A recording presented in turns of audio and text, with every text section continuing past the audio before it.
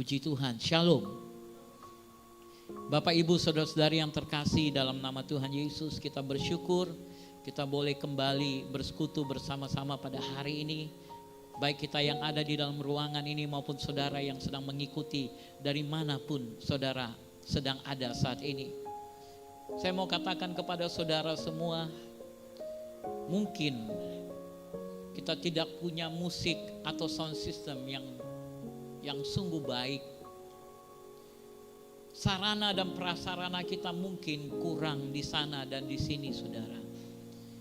Bahkan semua yang terlibat, bahkan saya sendiri,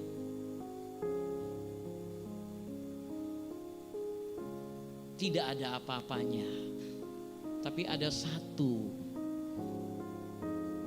yang saya hari ini mau banggakan kepada kita semua.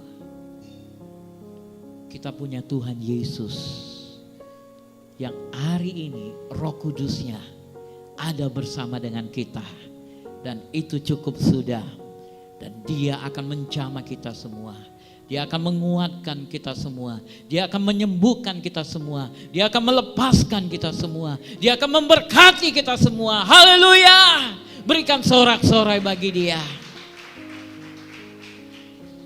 Bapak Ibu Saudara-saudari yang terkasih, hari ini, saat ini kita sedang berada di dalam dunia yang sedang berada dalam satu situasi yang sudah sangat-sangat genting, dalam satu kondisi keputusasaan yang paling rendah sekali. Dunia ini sedang mengalami keputusasaan sekarang ini.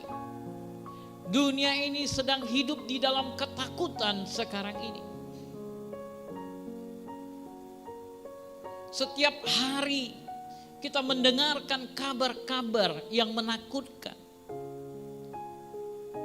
Kita mendengar kabar-kabar pemberitaan tentang pandemi yang terjadi di tengah-tengah kita. Di mana hari demi hari orang-orang yang terkena dampak menjadi positif corona bukan makin berkurang, tapi jumlahnya makin naik. Dan ini menimbulkan ketakutan dan bahkan menimbulkan keputusasaan dalam kehidupan kita. Bagaimana menyelesaikan ini? Ketakutan, kekhawatiran mulai datang di dalam kehidupan kita. Sekarang ini kita melihat bahwa jumlah orang-orang yang mengakhiri hidup mereka dengan jalan bunuh diri semakin banyak. Ada begitu banyak alasan-alasan mereka melakukan tindakan bunuh diri. Bahkan kita mendengar orang-orang yang masih sangat muda usianya. Mereka lompat dari lantai gedung-gedung yang tinggi, gedung-gedung pencakar langit. Mereka menghabisi kehidupan mereka karena keputusasaan mereka. Mereka merasa tidak ada jalan keluar bagi masalah mereka. Mereka merasa tidak ada harapan akan kehidupan mereka. Mereka merasa mereka tidak punya satu masa depan yang menjanjikan.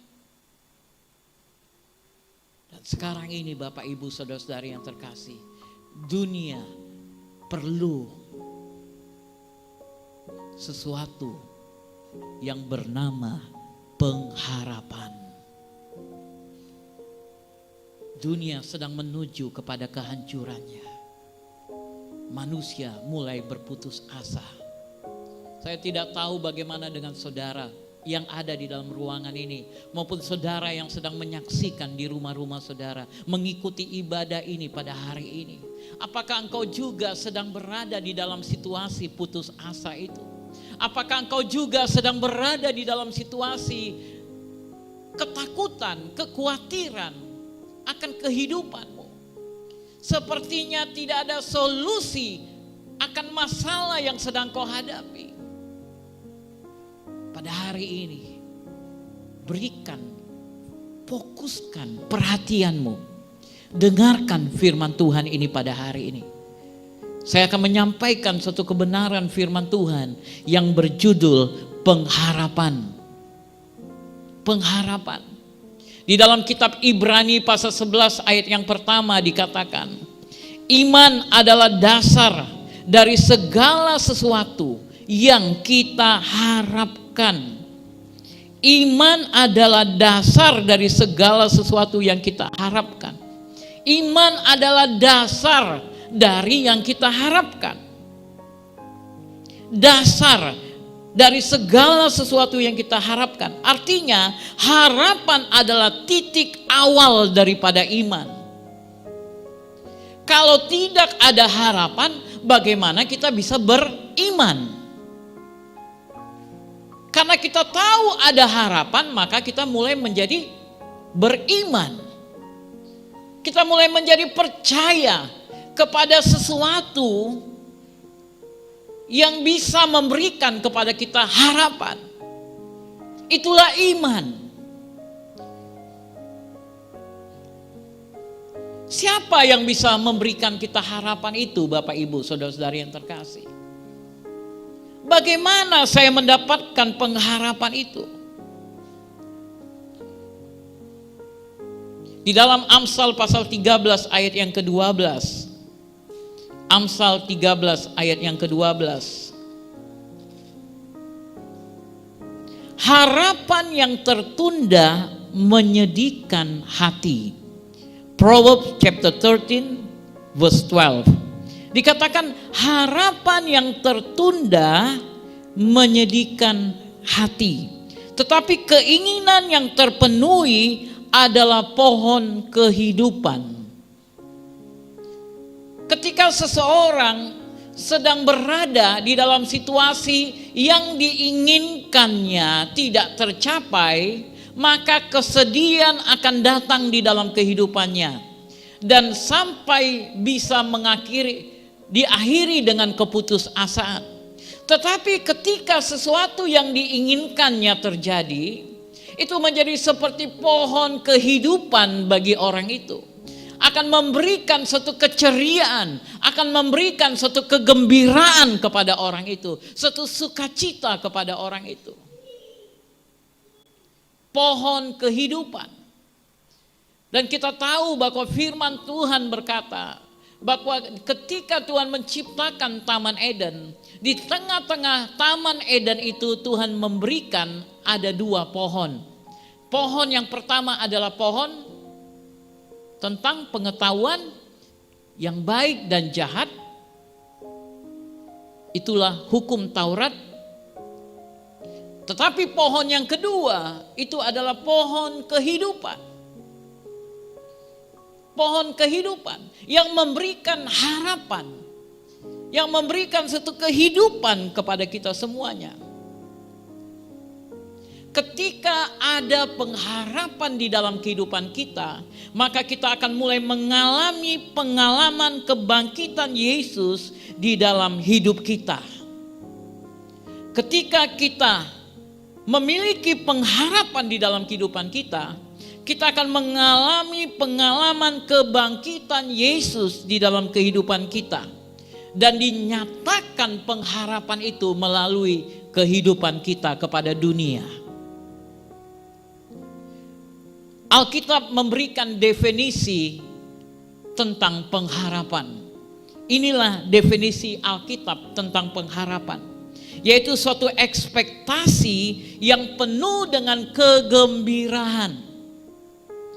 Bahwa sesuatu yang baik akan terjadi di masa depan.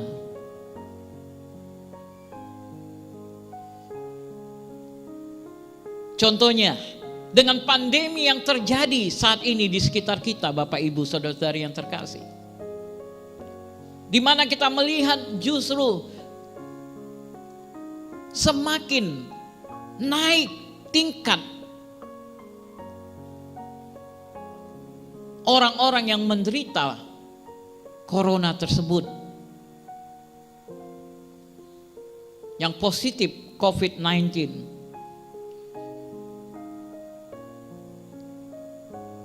Tetapi ketika kita memiliki pengharapan, kita memiliki satu ekspektasi yang penuh kegembiraan, Kalau ekspektasi itu gembira, saudara.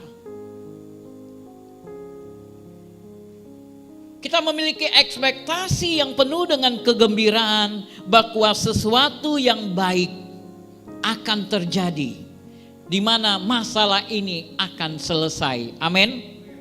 Amin. Kita akan mengalami perubahan yang lebih baik. Situasi kita akan mengalami perubahan. Iblis mau kita percaya bahwa ketika kita mengalami suatu situasi negatif, maka selamanya akan seperti itu. Saya ulangi, iblis mau kita percaya bahwa ketika kita mengalami suatu peristiwa yang negatif atau suatu situasi yang negatif, maka selamanya akan seperti itu. Itu keinginan iblis, itu keinginan setan. Ketika engkau sedang berada di dalam suatu situasi negatif, apakah mungkin saat ini engkau sedang terbaring sakit? Apakah saat ini engkau sedang mengalami kebangkrutan? Apakah engkau saat ini sedang mengalami perceraian? Apakah saat ini engkau sedang mengalami sesuatu yang negatif? Iblis mau engkau berpikir bahwa tidak ada harapan untuk masalahmu itu. Dia mau engkau berpikir bahwa selamanya engkau akan mengalami situasi itu. Bahwa selamanya engkau yang sedang cuci darah, selamanya engkau akan mengalami cuci darah.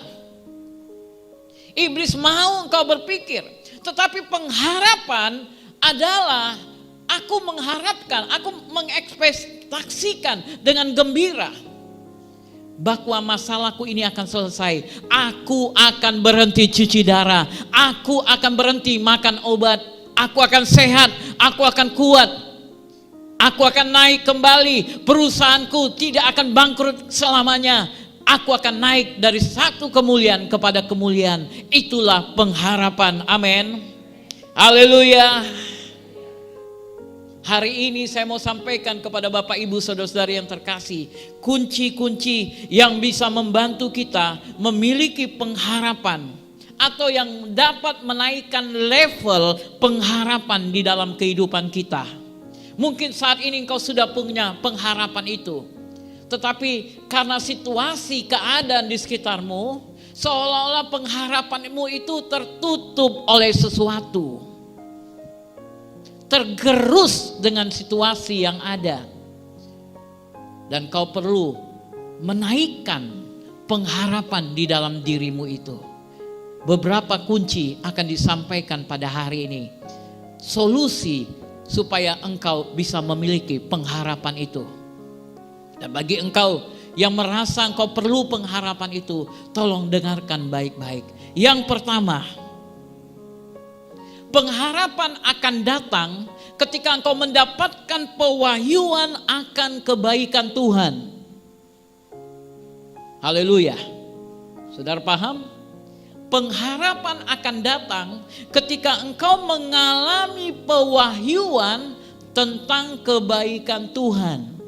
Di dalam Roma pasal 5 ayat yang kelima berkata, mari kita baca bersama-sama. Roma 5 ayat yang kelima. Roma 5 ayat yang kelima. 1, 2, 3. Dan pengharapan tidak mengecewakan, karena kasih Allah telah dicurahkan di dalam hati kita oleh Roh Kudus yang telah dikaruniakan kepada kita. Ketika kita mendapatkan pewahyuan tentang kasih Allah, kebaikan-kebaikan Tuhan yang Tuhan telah perbuat bagi kita di atas kayu salib.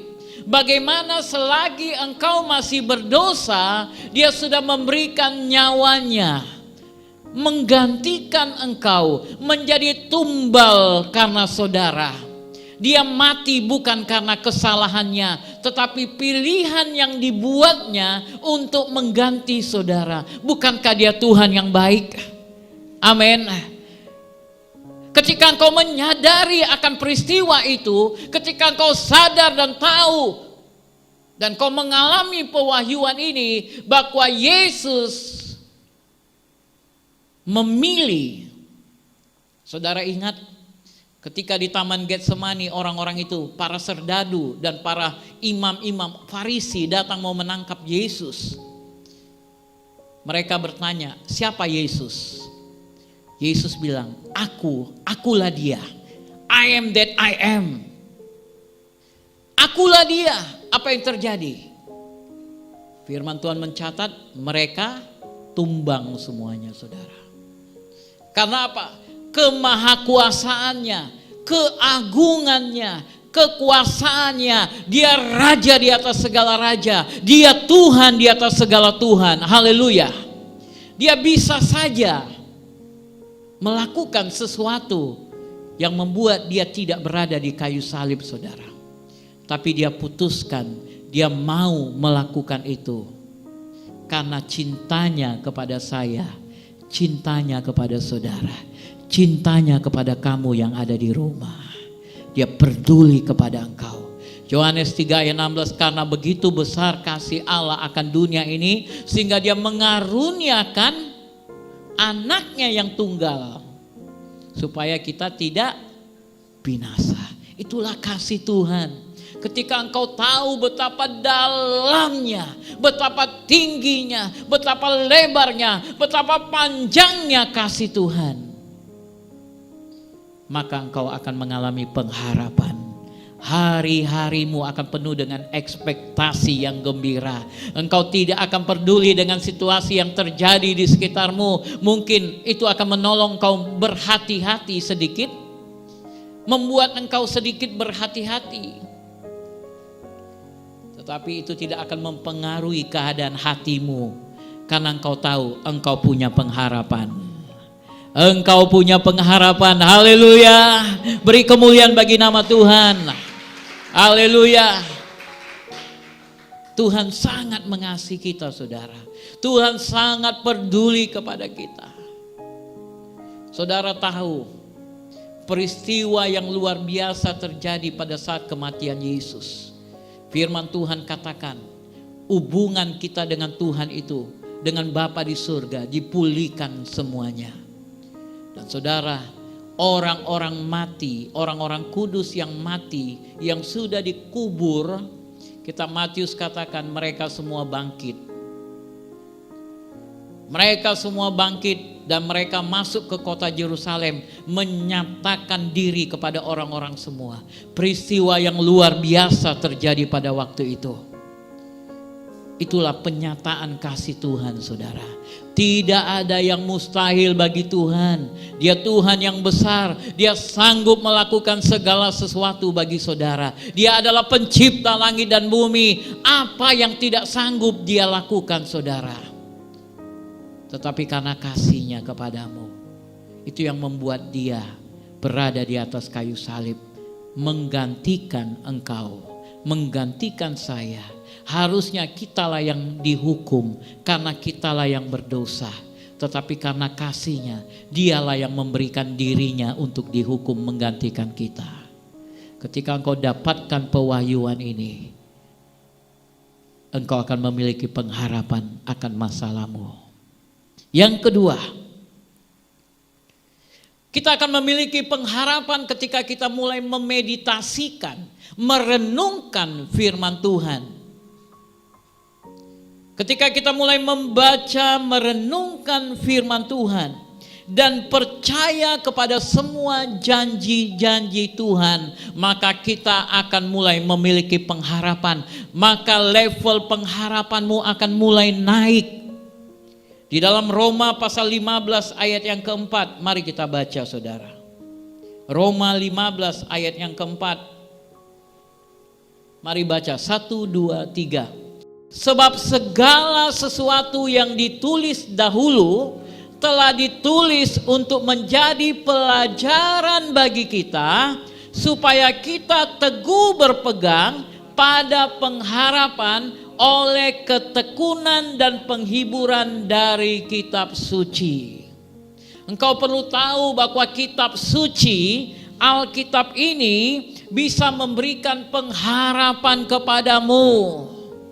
Kitab suci ini bisa memberikan pengharapan kepadamu. Ketika engkau mulai membaca kitab suci ini, ketika engkau mulai merenungkan kitab suci ini, ketika engkau mulai menghafal semua janji-janji Tuhan dalam kitab suci ini, maka level pengharapanmu akan mulai naik.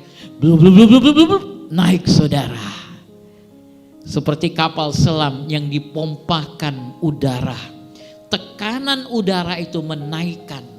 Ketika engkau membaca dan merenungkan firman Tuhan, maka tekanan pengharapan itu datang ke dalam kehidupanmu dan menaikkan pengharapan itu di dalam dirimu.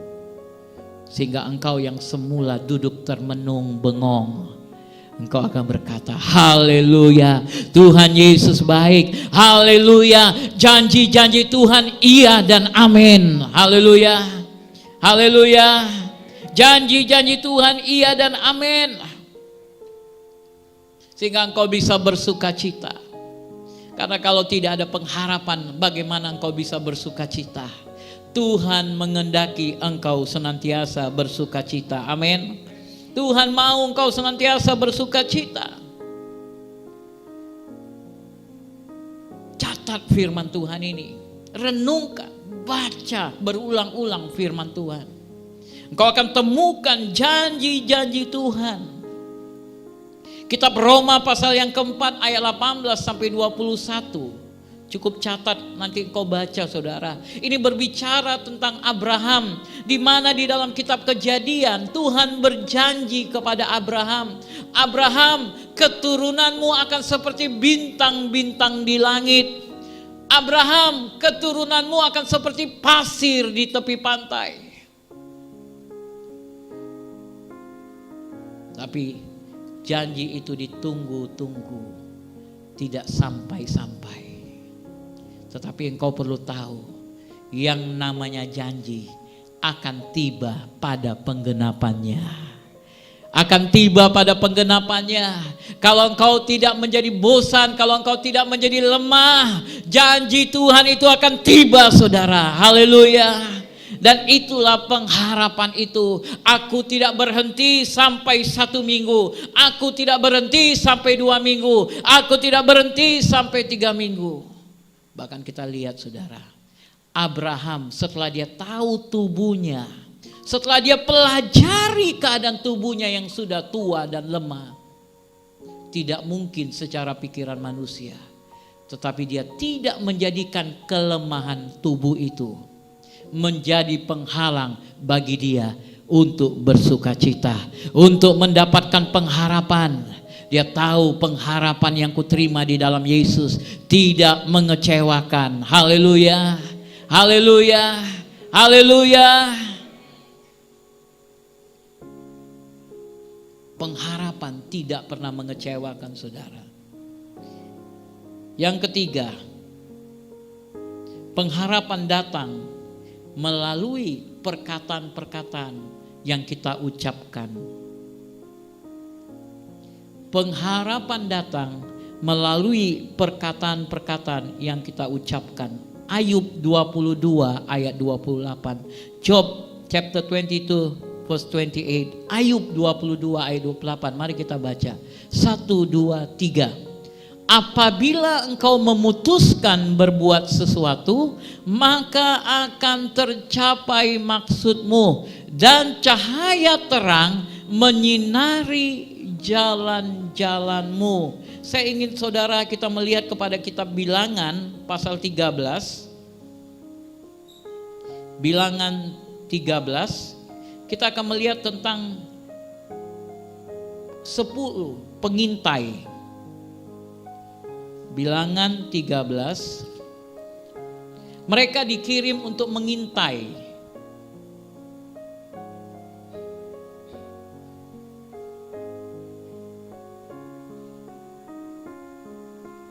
Saudara, kita lihat, kita dengar ayat 31 dikatakan, tetapi orang-orang yang pergi ke sana bersama-sama dengan dia berkata, kita tidak dapat maju menyerang bangsa itu karena mereka lebih kuat daripada kita. Juga mereka menyampaikan kepada orang Israel kabar busuk tentang negeri yang diintai mereka, dengan berkata, negeri yang telah kami lalui untuk diintai adalah suatu negeri yang memakan penduduknya, dan semua orang yang kami lihat di sana adalah orang-orang yang tinggi-tinggi perawakannya. Juga kami lihat di sana orang-orang raksasa, orang enak yang berasal dari orang-orang raksasa, dan kami lihat diri kami seperti belalang, dan demikian juga mereka terhadap kami. Saudara lihat perkataan mereka. Perkataanmu itu bisa melemahkan, bisa menghilangkan harapan. Mereka mau merebut tanah Kanaan, tanah perjanjian. Tetapi harapan mereka hilang karena perkataan-perkataan negatif yang diucapkan oleh para pengintai-pengintai itu. Tetapi ada dua orang pengintai yang berkata, namanya Joshua dan Kaleb. Mereka berkata apa? Di ayat yang pasal 14 ayat yang ke-8 sampai ayat yang ke-9. Bilangan 14 ayat 8 dan 9. Mari kita baca bersama-sama. 1, 2, 3. Jika Tuhan berkenan kepada kita, maka Ia akan membawa kita masuk ke negeri itu dan akan memberikannya kepada kita, suatu negeri yang berlimpah-limpah susu dan madunya. Ayat 9. Hanya janganlah memberontak kepada Tuhan dan janganlah takut kepada bangsa negeri itu, sebab mereka akan kita telan habis. Yang melindungi mereka sudah meninggalkan mereka, sedang Tuhan menyertai kita. Janganlah takut kepada mereka.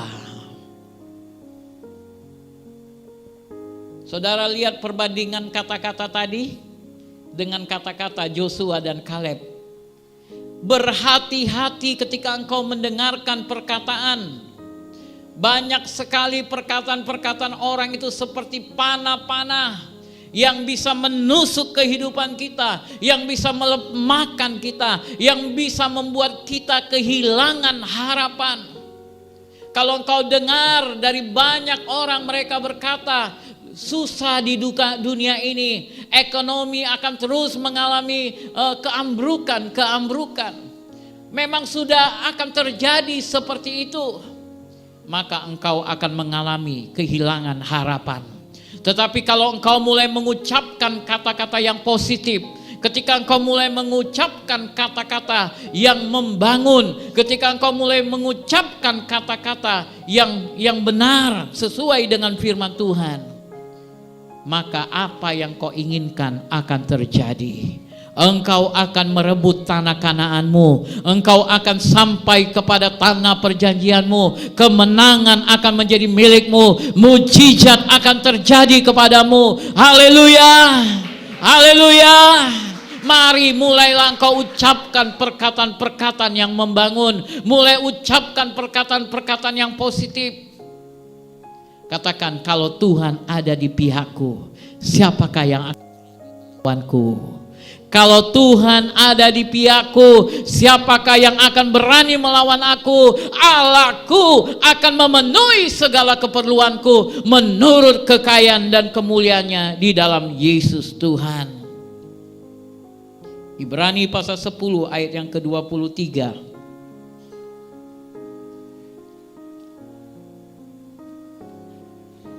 Mari baca. 1, 2, 3. Marilah kita teguh berpegang pada pengakuan tentang pengharapan kita, sebab Ia yang menjanjikannya setia. Haleluya. Dikatakan marilah kita teguh berpegang pada pengakuan. Confessing. Pengakuan ini penting, saudara. Pengakuan tentang pengharapan kita. Tuhan telah menjanjikan kepadaku. Tuhan telah berbicara kepadaku. Dan Tuhan adalah Tuhan yang setia. Itu sebabnya 1 Korintus 10 ayat 13 berkata, pencobaan-pencobaan yang kamu alami. 1 Korintus 10 ayat 13. Mari baca. Pencobaan-pencobaan yang kamu alami adalah pencobaan-pencobaan yang biasa, yang tidak melebihi kekuatan manusia, sebab Allah setia. Dan karena itu Ia tidak akan membiarkan kamu dicobai melampaui kekuatanmu. Pada waktu kamu dicobai, Ia akan memberikan kepadamu jalan keluar sehingga kamu dapat menanggungnya. Haleluya. Ada pengharapan. Ada pengharapan. Bagaimana engkau yang ada di rumah, ada pengharapan. Haleluya. Sebab Dia yang menjanjikannya setia. Kau punya Tuhan yang setia. Dia Bapa yang baik. Dan yang keempat, pengharapan datang ketika kita mengingat tentang perbuatan-perbuatan baik yang pernah Tuhan kerjakan dahulu kepada kita. Di dalam Mazmur pasal yang ke-77 ayat yang kedua. Mazmur 77 ayat yang kedua.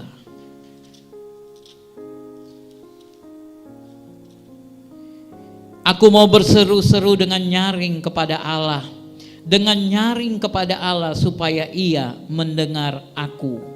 Kita lompat ayat yang ke-6. Aku memikir-mikir hari-hari zaman purbakala, tahun-tahun zaman dahulu aku ingat. Ayat 12. Aku hendak mengingat perbuatan-perbuatan Tuhan. Iya, aku hendak mengingat keajaiban-keajaiban-Mu dari zaman purbakala. Bapak, Ibu, saudara-saudari yang terkasih, engkau perlu senantiasa mengingat tentang perbuatan-perbuatan yang baik yang pernah Tuhan kerjakan pada engkau. Sudah berapa kali Tuhan melakukan mujizat dalam hidupmu? Tahukah engkau bahwa engkau anak mujizat? Tahukah engkau adalah pemegang mujizat? Tahukah engkau adalah pemegang janji-janji Tuhan? Sudah berapa banyak Tuhan melakukan mujizat demi mujizat kepadamu. Jangan kau seperti bangsa Israel yang lupa akan segala perbuatan-perbuatan baik Tuhan, sehingga membuat hati Tuhan berduka. Engkau harus selalu menyampaikan kesaksian-kesaksian. Ini penting sekali.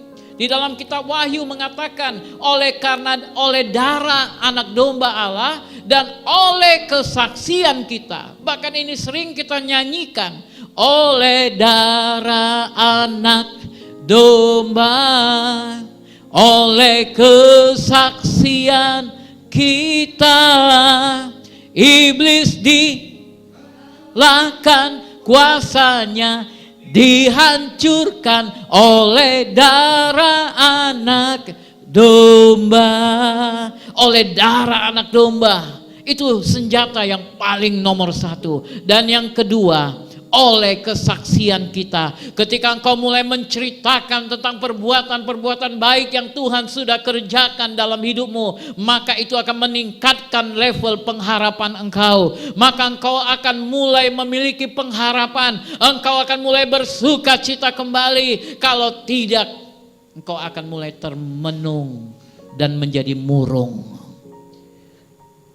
Pada waktu engkau mulai termenung dan menjadi murung, putuskanlah untuk pergi mencari seseorang di mana engkau menyaksikan tentang perbuatan-perbuatan Tuhan sebelumnya kepada engkau. Bagaimana sebelumnya Tuhan sudah melakukan mujizat bagi engkau. Ceritakan kepada orang-orang bagaimana Tuhan sudah mengubah ratapanmu menjadi tari-tarian. Ceritakan kepada orang-orang bagaimana Tuhan sudah melakukan kebaikan-kebaikan kepada engkau. Ketika engkau mulai ceritakan itu, maka pengharapanmu akan mulai naik. Level pengharapanmu akan mulai naik, saudara. Dan sukacita akan turun memenuhi engkau. engkau tidak akan lagi menjadi susah hati. Engkau tidak akan lagi menjadi meratap, karena engkau tahu ada Tuhan yang setia, ada Tuhan yang baik, ada Tuhan yang sangat menempati janji-janjinya. Dia Bapa yang baik. He's a good father. He love you. Dia mengasihi engkau, dia mencintai engkau apa adanya, dan dia peduli kepada engkau. Pada malam ini, ketika engkau memiliki 4 hal ini, mendapatkan pewahyuan tentang kebaikan Tuhan. Yang kedua, ketika engkau mulai merenungkan, membaca firman Tuhan sebanyak-banyaknya. Dan yang ketiga, ketika engkau mulai mengingat semua perkataan-perkataan baik yang kau ucapkan, mulai mengucapkan perkataan-perkataan yang positif. Dan yang keempat, ketika engkau mengingat perbuatan-perbuatan Tuhan di masa lalu, maka harapan akan terjadi. Harapan orang benar mendatangkan, harapan orang benar mendatangkan sukacita. Haleluya. Karena Yesus ada untuk melakukan kebaikan bagi kita semua. Amin. Amin. Saudara, Paulus katakan, bagiku hidup adalah Kristus, kematian menguntungkan.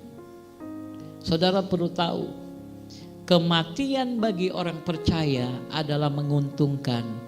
Karena engkau dilepaskan daripada semua penderitaan jasmani, semua penderitaan dunia ini, dan Tuhan bawa engkau ke surga yang kekal, ke tempat yang penuh dengan sukacita, ke tempat yang penuh dengan segala macam berkat yang melimpah. Engkau tidak akan lahir lagi di muka bumi, lahir.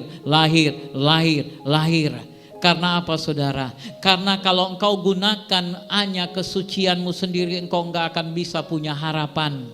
Karena tidak ada satu manusia pun yang suci selain Tuhan itu sendiri. Hanya Tuhan yang suci. Itu sebabnya Yesus harus mati menggantikanmu. Sehingga dia berikan dirinya kepadamu, dia berikan kebenaran itu kepadamu, dan dia ambil keburukan daripadamu.